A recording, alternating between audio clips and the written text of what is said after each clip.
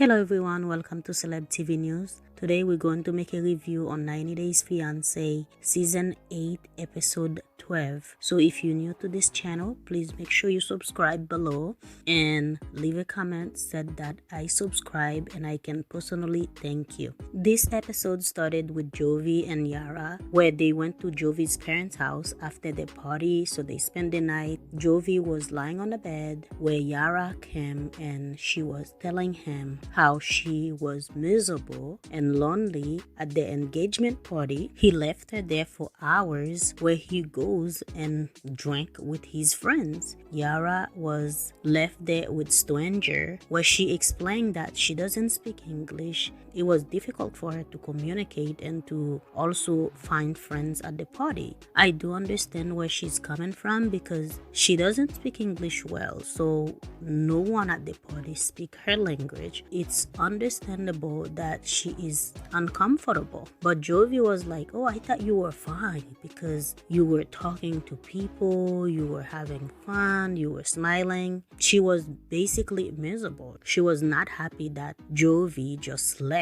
and then she didn't even know where he was. Jovy have an habit of getting drunk all the time. If you watch from the beginning of the show, Jovy is always drunk. It's like he can't even handle himself when he's drunk.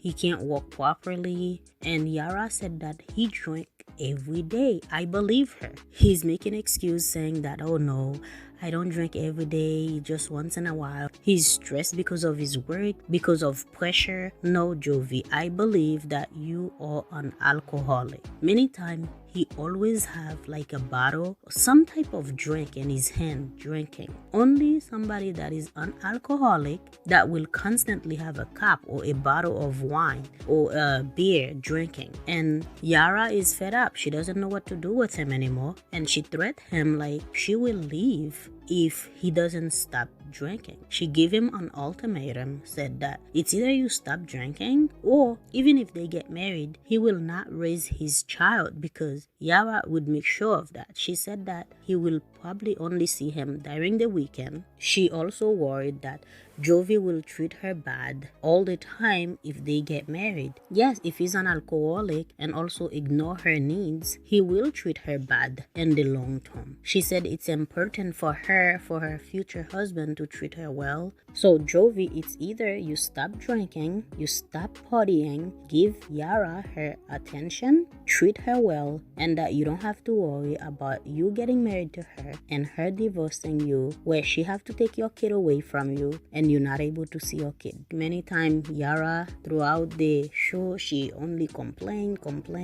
fighting with Jovy. I realized that she have a reason. If you are with a man that drink every time, they can be very annoying and ignorant. And while he drank, most time he seems to forget things. He seems to not care. So he finally promised Yara that he will try to stop drinking. And right now, Yara is pregnant and she's very hormonal. So Jovy ignoring her feelings and also drinking all the time, that will get on her nerve. All she wants is for Jovy to stop drinking, treat her well, showing her love, and she'll have no problem with him. So later on, Jovy and his parents and Yara sitting in the kitchen, they were talking. They were asking Yara if she was happy during the engagement party. She was like, yeah, it was okay. You can see that she wasn't really happy. And she complained that the party had too many people. Jovy's dad is against Yara marry his son, where he was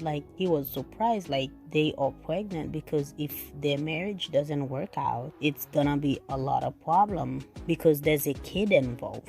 He totally don't want this marriage to go on because he concerned that Yara is only there for a green card. I'm still sure she's there for a green card. She said Ukraine is her dream, not America, but I don't believe her. She's just trying to bypass this stereotype of Ukraine woman only come to America to marry Americans for a green card. She's trying not to look bad. That is why she keeps saying that she wants to go back to Ukraine. She doesn't want to live in America. I believe it was in the first or second episode where she was saying that she wanted to live in Beverly Hills, living like Kim Kardashian and Kylie Jenner, living her big American dream in a big house. I do not believe when she said that America was never her dream. So Jovy's mom says that, what's the plan for the wedding? All she can say is that she only wants to go to Las Vegas and her and Jovy can get married alone. Yara, that's selfish. The lady just wants to be in her son's wedding. Even if you don't want to have a big wedding, you should at least invite the parents. So when she's trying to shut the parents out like that, the only thing, she's only creating problem for herself, making her mother-in-law not like her. They already think that she only come to America to marry their son for green card, and for her to behave like that, I believe she should let them be in their son's wedding. But she doesn't want that. And Jovy was like, yeah, whatever she wants, she get. They go into Las Vegas to have a wedding for just two of them. And the parents are not happy about that because Jovy's mother feels like Yara is probably not a good person to not letting her being in her son's wedding. And I do completely agree with her. Yara shouldn't do that. She should be nice to them just like they are nice to her. Jovy's parents worried that Yara would just take advantage of Jovy. Their marriage would not work out because she's only there for the green card. They are not happy because she is not treating them nicely, and they want Jovy to be careful about marrying her that quickly because he may end up regretting it. We are going to talk now about Stephanie and Ryan. In the last week episode, Stephanie and Ryan broke up. This episode, Stephanie woke up, started crying that she spent 3.5 years dating a guy that she take care of and do everything for, and now they broke up. And she said that she never want to talk to Ryan. She never want to bother with Ryan anymore.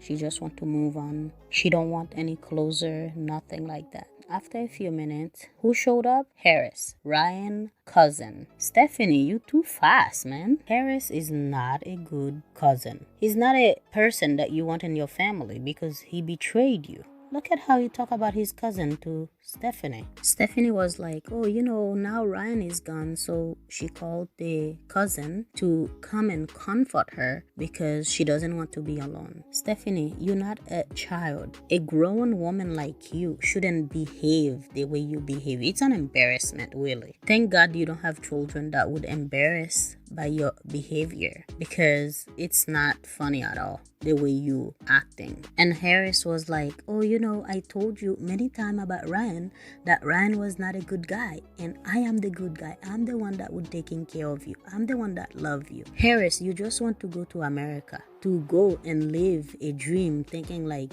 all American or rich, that you can go use her. You would not be with her. You know that. You're just a farmer living in the countryside and then wanting a woman with money to sponsor you, bring you to America, and after you will leave her because she's way older than you as well. You don't care to do it at no cost, even by throwing your cousin under the bus. You just not a good person like Stephanie. Stephanie keep telling Harris, oh, you're such a good friend. You're such a good friend. I thank you that you're here. Again, Stephanie have the brain of a baby. Anybody can play her, even though she's controlling and can be emotionally abusive, but anybody can use her to get what they want from her. She just nuts. Can you imagine? Because Stephanie called them that she was having problem with Ryan, so he have to jump in a car, which take 4 hours, and a boat as well, God knows how long, and then another transit to get to the city so he can come and meet Stephanie. This guy is so desperate for Stephanie love, Stephanie acceptance, Stephanie affection, Stephanie green card, let's say, or at least a visa to go to America. Forget about his bloodline just for him to get to America or to at least have some American dollars in his pocket. Can you believe it? Stephanie asked Harris to stay with her for 3-4 nights till she's gone for Michigan. And Harris was like, I will stay with you till the end. Stephanie is so desperate for love. No, I think she's desperate for what's done below. I wonder if Stephanie is taking some type of drugs that making her acting weird, because her behavior is not normal, and the way she's acting, like when she's talking, like it's somebody that's probably drunk or on drugs or something. Anyway, let's see what happens next week between Stephanie and Harris. I'm sure she will get her quickie. Let's talk about Natalie and Mike. As you know, last week that Mike told Natalie he was not in love with her. He doesn't want to marry her because Natalie always nagging him about him cheating on her. She have trust issue, always accusing Mike of cheating, something that happened like over a year ago, but she's still nagging him about it. I don't know why, Natalie, because for you to marry him, you have to forgive him and forget it. The past is the past. They went to counseling where they couldn't resolve the issues. Last week, Natalie also talked to another counselor online. She explaining the issue that she have with Mike and also confronting Mike about nonsense. So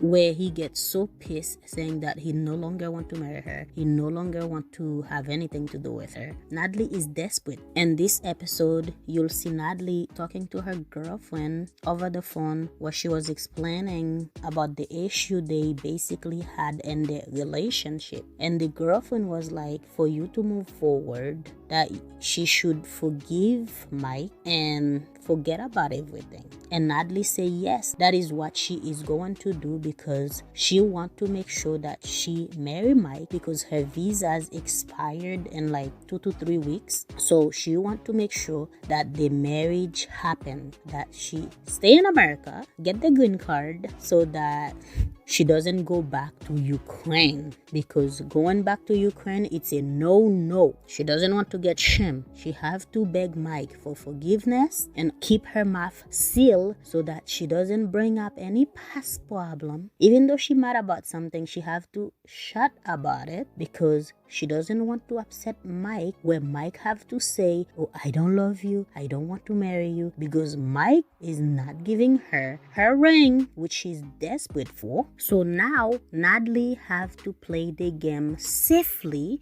if she want to stay in America. After she finished talking to her girlfriend over the phone, she went to Mike, tried to apologize for her behavior. She told him that she will make sure to never talk about the past anymore. From now on, she will be a gentle little girl, not a combating woman, so that he can marry her in the next 2 weeks, so that her visa doesn't get expired, where she have to go back to Ukraine. She is very desperate at this time. She will do exactly everything that she could do to make sure that she capture the ring, get married, stay in America to have her green card. Natalie even tried to get affectionate with Mike by kissing him, like smiling and, being a loving couple for, I'm sure, for a couple of minutes. And after that, she go back to her psycho way by complaining and by throwing tantrum or do whatever she does. Actually, I'm really excited that Natalie is trying to behave like a woman, not like a child, because a real woman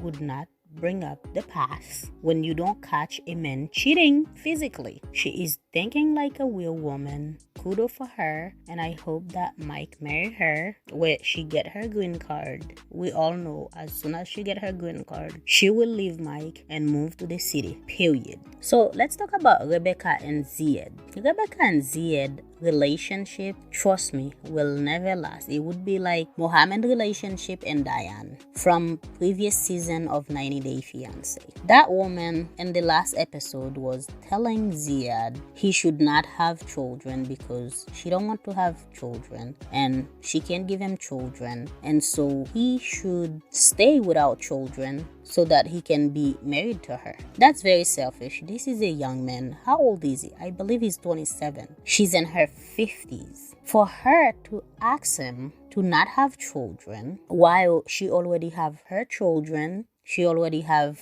her grandchildren, but him, he have nothing. Let me tell you something, Rebecca. Arab men, they want children, okay? You can say whatever you want to say right now about him not having children. He will agree with you, but he will leave you and go and marry his own and then have children. He's only putting up a cute face for you because he wants to stay in America. He wants to make sure that he get his green card. As soon as he get his green card, he will leave you just like your ex-husband. Rebecca took Zied for a horse ride. They were having fun and everything, and then Zead was like, oh, you have to marry me soon because Ramadan is coming up. He want to make sure that he get married before Ramadan so that he doesn't commit sin, to make sure he rush his papers to immigration so that he doesn't have to put up with Rebecca's nonsense or old self. And Rebecca was like, no,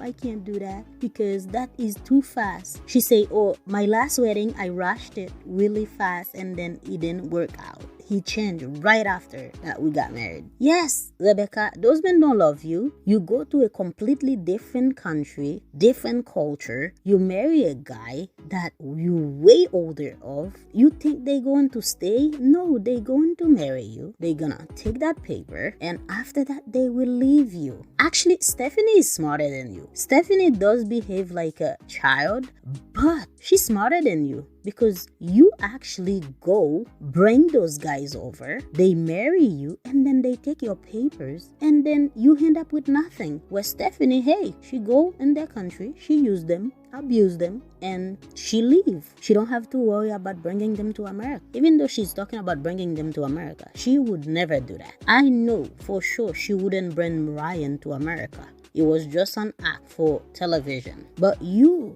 actually went, spend your money, times to bring those guys, and they leave you. Why can't you find someone in America that's your age or close to your age? Ziad said that he just want to go to the courthouse and get married, and you're like, no. She said that even though this is her 4th wedding, she want to have a big nice wedding. You keep dreaming because she feel like, oh, that's my last wedding, that's the one that's gonna last, and that she want to make sure that it's a best, and she spent money on it. You can dream all you want, Rebecca, but this marriage would not work. He want to marry you quick so that he can leave you, go to his country, find a bride, marry and bring to America where they live and spend their life together. And you will be left heartbroken again, where your child bring would probably go back to another country, probably another Arab country, to find a guy, bring to America again, where they put a stick in your heart again. And you'll keep continue doing that, till the U.S. immigration probably stop you from bringing anybody to America because they know you are not serious. Those people are just using you, and that would be it. And Ziad was like, you don't marry me, I'm going back to Tunisia, whatever country he come from. Rebecca is now worried. She's under pressure. It's either she married Ziad right away or Ziad would go back to his country. I don't believe he will go back to his country. It's just pressure he's putting on Rebecca, and she will fall for it. She will marry him because she's scared that he's gonna leave her.